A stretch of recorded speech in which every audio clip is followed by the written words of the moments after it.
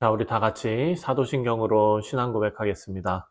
전능하사 천지를 만드신 하나님 아버지를 내가 믿사오며 그 외아들 우리 주 예수 그리스도를 믿사오니 이는 성령으로 잉태하사 동정녀 마리아에게 나시고 본디오 빌라도에게 고난을 받으사 십자가에 못 박혀 죽으시고 장사한 지 사흘 만에 죽은 자 가운데서 다시 살아나시며 하늘에 오르사 전능하신 하나님 우편에 앉아 계시다가 저리로서 산 자와 죽은 자를 심판하러 오시리라. 성령을 믿사오며 거룩한 공회와 성도가 서로 교통하는 것과 죄를 사하여 주시는 것과 몸이 다시 사는 것과 영원히 사는 것을 믿사옵나이다. 아멘. 찬송가 391장입니다. 오 놀라운 구세주 함께 찬송하겠습니다.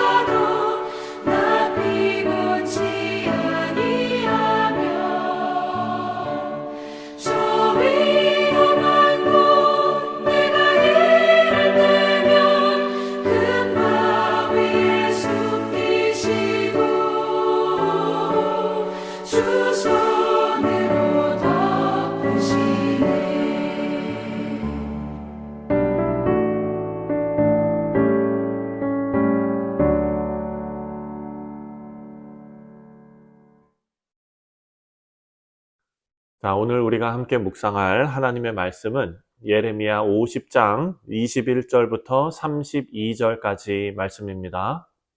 너희는 올라가서 무라다임의 땅을 치며 두 곳의 주민을 쳐서 진멸하되 내가 너에게 명령한 대로 다 하라. 그 땅에 싸움의 소리와 큰 파멸이 있으리라. 온 세계의 망치가 어찌 그리 꺾여 부서졌는고. 바벨론이 어찌 그리 나라들 가운데에 황무지가 되었는고. 바벨론아, 내가 너를 잡으려고 올무를 놓았더니 네가 깨닫지 못하여 걸렸고 내가 여호와와 싸웠으므로 발각되어 잡혔도다. 여호와께서 그의 병기창을 열고 분노의 무기를 꺼내면 주 만군의 여호와께서 갈대아 사람의 땅에 행할 일이 있습니다. 먼 곳에 있는 너희는 와서 그를 치고 그의 곶가를 열고 그것을 곡식더미처럼 쌓아 올려라. 그를 진멸하고 남기지 말라. 그의 황소를 다 죽이라. 그를 도살하려 내려보내라. 그들에게 화 있도다. 그들의 날, 그 벌 받는 때가 이르렀음이로다. 바벨론 땅에서 도피한 자의 소리여, 시온에서 우리 하나님 여호와의 보복하시는 것, 그의 성전에 보복하시는 것을 선포하는 소리로다. 활 쏘는 자를 바벨론에 소집하라. 활을 당기는 자여, 그 사면으로 진을 쳐서 피하는 자가 없게 하라. 그가 일한 대로 갚고 그가 행한 대로 그에게 갚으라. 그가 이스라엘의 거룩한 자 여호와를 향하여 교만하였습니다. 그러므로 그날에 장정들이 그 거리에 엎드러지겠고 군사들이 멸절되리라. 여호와의 말씀이니라. 주 만군의 여호와의 말씀이니라.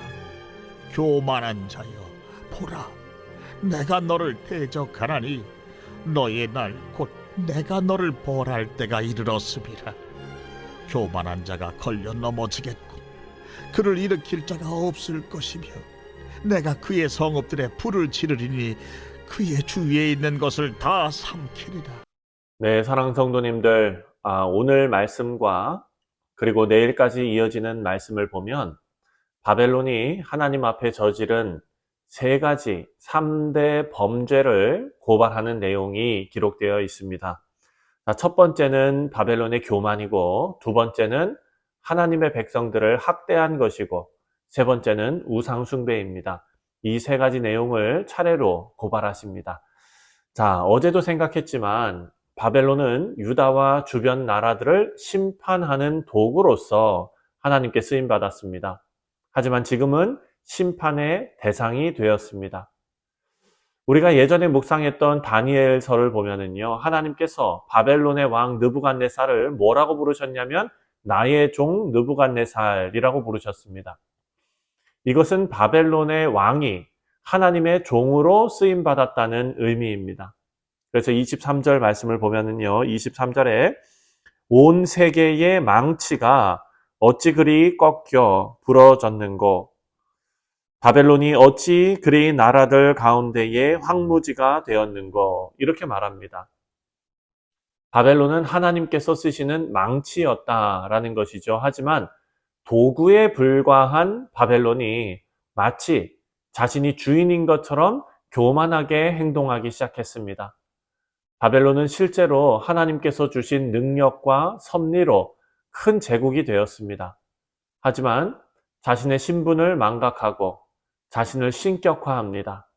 우리 사랑하는 성도님들, 우리 모두는 하나님께서 사용하시는 도구들입니다. 그래서 이 말씀이 우리에게 주는 영적인 교훈은 아주 귀합니다. 여러분, 우리가 과거에 하나님께 귀하게 쓰임받았다고 해서 우리의 현재와 미래가 다 보장되는 것은 아니라는 사실입니다. 과거에 뜨겁게 신앙생활했던 경험만 가지고 바벨론처럼 나도 모르게 교만해져서 목이 곧아져 있다면 하나님의 주권을 인정하지 않는 죄를 범하는 것입니다. 그리고 우리가 하나님 보시기에 교만이 가득한 삶을 산다면 과거에 하나님께서 사용하셨던 도구라 할지라도 버림받을 수 있다는 것을 말씀을 통해 알 수 있습니다. 그래서 사도 바울은 이렇게 말합니다. 우리에게 두렵고 떨리는 마음으로 구원을 이루라 라고 권면합니다. 여러분, 이 말씀을 오해하면 안 되는데요. 구원이라는 단어는 여러 가지 의미로 쓰이는데 두렵고 떨리는 마음으로 구원을 이루라 라고 한 이 구원은 성화를 의미합니다. 물론 하나님의 은혜로 구원받은 우리 모두는 은혜로 받은 신분을 잃어버릴 수 없습니다. 하지만 우리는 두렵고 떨리는 마음으로 늘 교만을 경계하며 신앙생활을 해야 합니다. 그것은 우리의 구원을 잃을까 하는 두려움과 떨림이 아니라 하나님께서 인정하시고 하나님의 뜻에 부합하며 하나님께 기쁨으로 쓰임받는 길에서 멀어질까 두려워하면서 우리 자신을 돌아보라는 경고의 말씀입니다. 자, 이제 28절 말씀을 보겠습니다. 28절을 보면 바벨론을 향한 하나님의 심판, 그 심판은 사실 우리가 두려워 떨어야 하는 것이라기보다 우리는 그 심판을 바라보면서 하나님 앞에 찬송을 올려드려야 할 일입니다. 자, 28절입니다. 바벨론 땅에서 도피한 자의 소리여, 시온에서 우리 하나님 여호와의 보복하시는 것, 그의 성전에 보복하시는 것을 선포하는 소리로다. 자, 이 말씀은 하나님께서 메대 바사를 사용하셔서 바벨론을 심판하시는 것을 하나님의 보복이라고 기록해 놓고 있습니다. 여러분, 우리가 흔히 생각할 수 있는 보복은 나에게 해를 끼친 사람에게 다시 되갚아 주어서 나의 감정에 그 분노의 감정을 해소하는 것으로 생각할 수 있습니다. 하지만 하나님께서 하신 보복은 정의를 세우는 일이었습니다. 바벨론이 하나님의 성전을 파괴했는데 이것은 바벨론이 하나님을 멸시하고 무시했기 때문에 저지른 일입니다. 하나님께서는 하나님의 이름을 위하여 정의를 세우시고 공의를 행하셨습니다. 하지만 여기서 우리가 주의해야 할 것은 우리의 삶에서 우리 감정을 해소하기 위해 보복하는 것을 즐겨하면서 그것을 정의를 바로 세우는 것으로 포장하는 것은 우리가 조심해야 합니다. 28절에 나오는 바벨론에서 도피한 자들이 하나님께서 바벨론을 심판하시는 것을 보면서 찬송하는 것은 심판이 우리 손에 있는 것이 아니라 하나님 손에 있고 하나님의 일은 언제나 공의롭고 옳기 때문입니다. 자, 사랑하는 성도님들, 우리의 삶에서 억울한 일이 있을 수 있죠. 손해보는 일이 있을 수 있습니다. 그럴 때에 직접 보복하는 잘못을 범하지 마시고 모든 것을 아시는 하나님께 맡기는 지혜로운 우리 모두가 되시기를 주님의 이름으로 축원드립니다.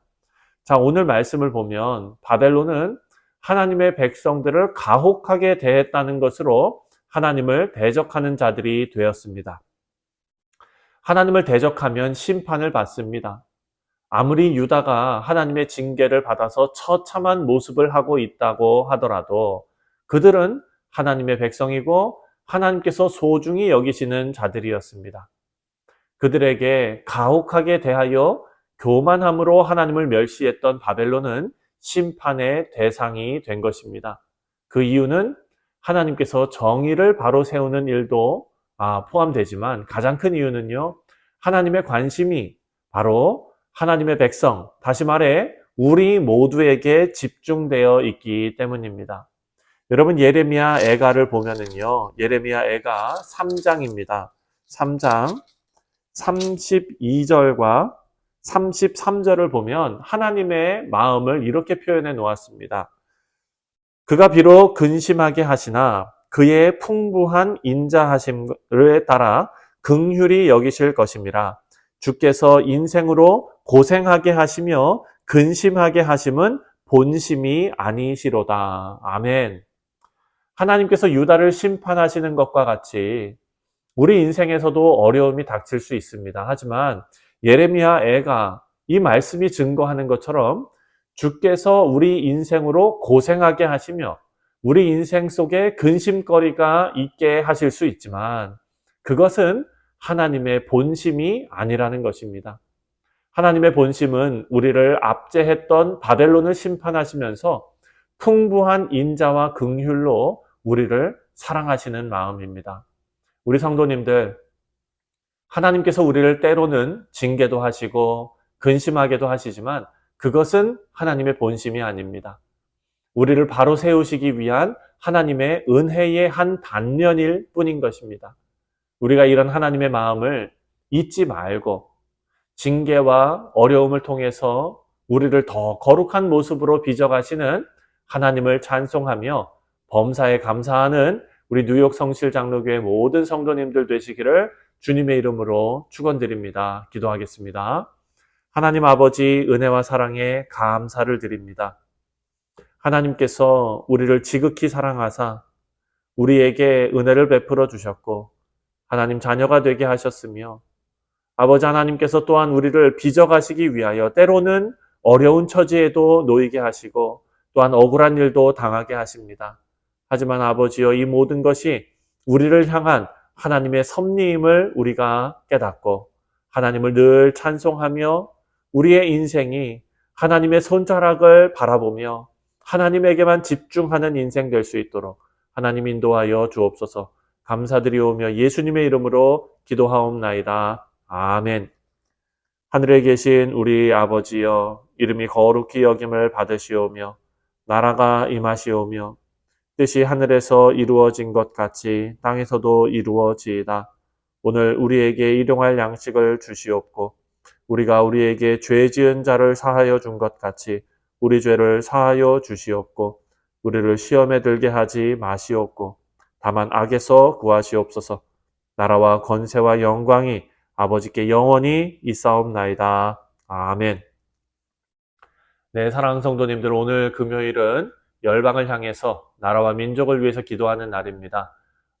우리가 살고 있는 미국 땅과 두고 온 조국 대한민국을 위해서 기도하시고 또 열방을 향해 큰 마음을 가지고 하나님의 뜻을 구하는 우리 모두 되기를 바랍니다. 다 같이 기도하겠습니다.